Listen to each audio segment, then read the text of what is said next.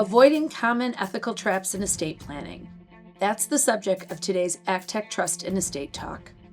Welcome to ACTEC Trust and Estate Talk from the American College of Trust and Estate Counsel, a professional society of peer-elected trust and estate lawyers in the United States and around the globe. This series offers professionals best practice advice, insights, and commentary on subjects that affect our profession and clients. And now, our ACTEC Fellow host with today's topic. This is ACTEC Fellow Stacy Singer from Chicago. Lawyers often face ethical challenges, but estate planners may encounter some of these issues more frequently than other attorneys. Helping families and older adults can be tricky because legal matters are personal and sensitive. It can also be confusing to determine whose interest the lawyer is supposed to represent. ACTEC Fellow Lauren Wolven, also from Chicago, is with us today to highlight important ethical issues that estate planners need to keep in mind using recent cases of disciplinary actions and disqualifications. Welcome, Lauren. Thank you. It's good to be here. I'm going to talk a little bit today about areas involving conflict of interest, diminished capacity, and then ways that attorneys, if you do make a mistake, can sort of mitigate the issues that they may have and avoid falling into an ethics quagmire through their adding to their behavior in a negative way. So, the problem with ethics, right, is that like the MPRE, the issues aren't always apparent and the questions don't always make sense. It would be so nice if everything were just very much black and white, but that is not the case. And particularly when we're moving very quickly in real time, it can be tricky to spot all of the pitfalls that we might accidentally fall into. And so I like to look back at the rules once in a while, and there are a few that I just want to highlight today before we talk. I'm not going to go into depth on them, and they do vary from jurisdiction to jurisdiction. So I'm just going to work with the model rules of professional conduct as kind of the basis for the conversation. Model Rule 1.7, conflict of interest, deals with current clients and talks about when you actually have a conflict and when you don't actually have a conflict. But if you do have a conflict, or you're even concerned that there could be deemed to be a conflict, it's strongly recommended that you get the consent from the client in writing. And the rules actually say that that consent should be in writing. It can be hard. You don't always remember who all of your former clients are. And so that's a tricky one. Did you send them a termination letter? In estate planning in particular, it's a polarizing topic. If I send them a letter saying that the engagement is terminated, did they view it as terminated? Whose viewpoint counts for that? You have to look at whether matters were substantially related. So it can be difficult to ascertain with former clients in particular as to whether there is or was a conflict of interest. And then when you're looking at an organization as a client, it's very important that you identify who your client actually is. Do you represent the corporation? Do you represent the business owner? In many cases, particularly with small businesses or closely held businesses, you might represent multiple owners and the business. The rules expressly say that that's okay, but you have to be very careful about identifying what information will be shared among individuals, what information won't be shared among individuals, and ensuring that if you do recognize a conflict, that you recognize as well that keeping the business is not more important than keeping your license. And so you really do need to pay attention to those ethics rules so that you don't run afoul of them. One of the cases that I like to talk about when I'm dealing with identifying who your client is and making sure that you're always keeping that in mind is the case of Haynes versus First National Bank of New Jersey. And apparently this case did involve an ACTEC fellow. And so one of the issues here was that there were two daughters of Mrs. Dutrow. Mrs. Dutrow had worked for many, many years with an attorney named Stevens. That had been her longtime estate planning attorney. Mrs. Dutrow lived with one of her daughters. That daughter died, and then she moved in with the other daughter, whose name was Dorcas. Dorcas and her husband very quickly got to work on modifying Mrs. Dutrow's estate plan. They contacted Stevens and involved their own attorney. So Dorcas involved her own attorney named Buttermore. Stevens was very concerned about the way that things were going.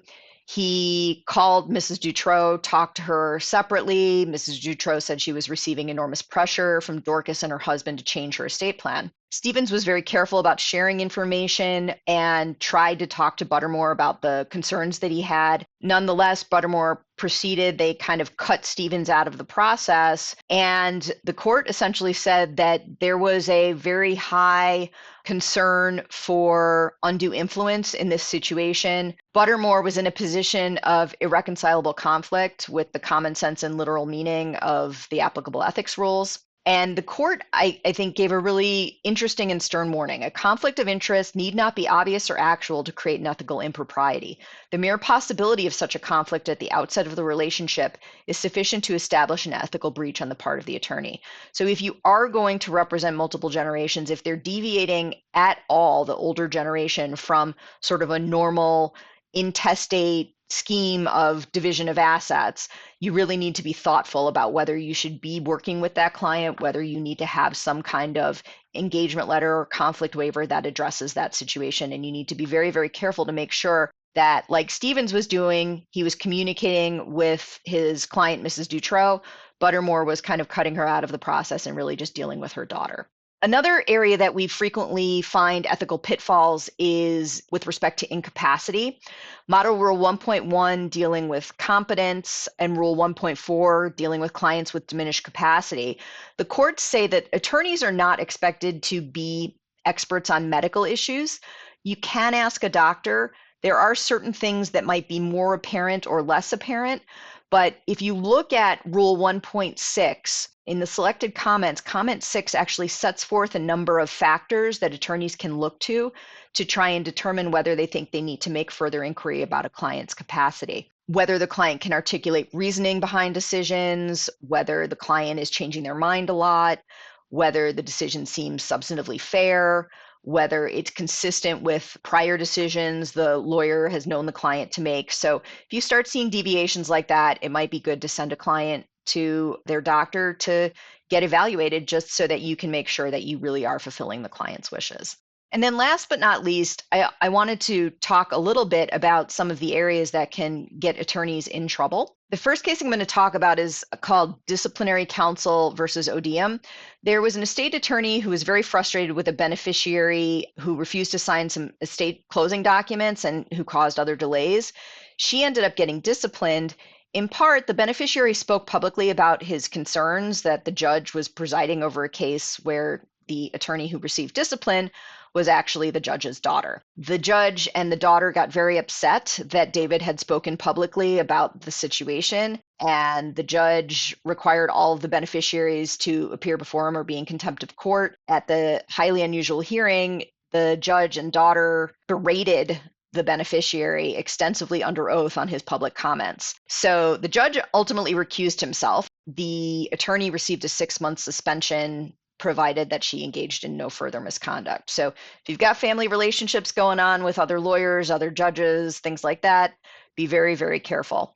And then a couple of other items to consider before you can start counting sheep and get a good night's sleep, thinking that you've got all of this tucked away. Make sure that you tell the court ASAP if your client dies. In the case of Bunton versus Alaska Airlines, the attorney was disqualified for gross misconduct for failure to inform the court of his client's death for nearly a year. So that is something you definitely don't want to do. And if you do have an issue that crops up, you really need to be honest with the tribunal and with your client. If you have more experience, the court cases find that you're expected to make fewer errors and know better. Some of the common things that are looked at in mitigating factors for attorney disciplinary actions include absence of a prior disciplinary record, absence of a dishonest or selfish motive, personal or emotional problems, timely good faith efforts to make restitution or rectify consequences of misconduct, full and free disclosure to the disciplinary board, or cooperative attitude toward the proceedings. Inexperience is going to be weighed in. So just as experience is an aggravating factor, inexperience is a mitigating factor. Character or reputation, physical disability, mental disability or chemical dependency, delays in the disciplinary proceedings, imposition of other penalties or sanctions, remorse, remoteness of prior offenses, and unlikelihood of repetition of conduct. And that last one is really kind of an interesting issue that comes up in the Attorney Grievance Commission of Maryland versus Carambellis. That attorney was disbarred for a host of offenses. He had been practicing for 40 years. He misappropriated estate funds for personal use. He made intentional misrepresentations to the tribunal and to his client. He argued that he shouldn't receive discipline because he was unlikely to repeat the violations, given that he'd practiced law for 40 years without disciplinary action. The tribunal, however, said the fact that he practiced for 40 years, yet still committed that long list of violations, did not convince them that his decades of experience would prevent further misconduct. Quite the contrary. In short, be very careful about knowing who your client is. Make sure you're communicating with your client. If you have any reservations, call in the professionals, get a doctor to sign off on the client's ability to sign an estate plan. If you do accidentally trip across that line, cooperate with the tribunal, say you're sorry, and proceed as though you want to continue practicing law, unlike Attorney Karen Bellis. Thank you very much. Thanks so much, Lauren, for that great discussion on avoiding common ethical traps in estate planning. Thank you for listening to this episode of ACTEC Trust and Estate Talk, the podcast series about wealth planning matters from the American College of Trust and Estate Counsel. To find an ACTEC lawyer near you, visit actec.org. Please subscribe to this series and leave us a rating or a review.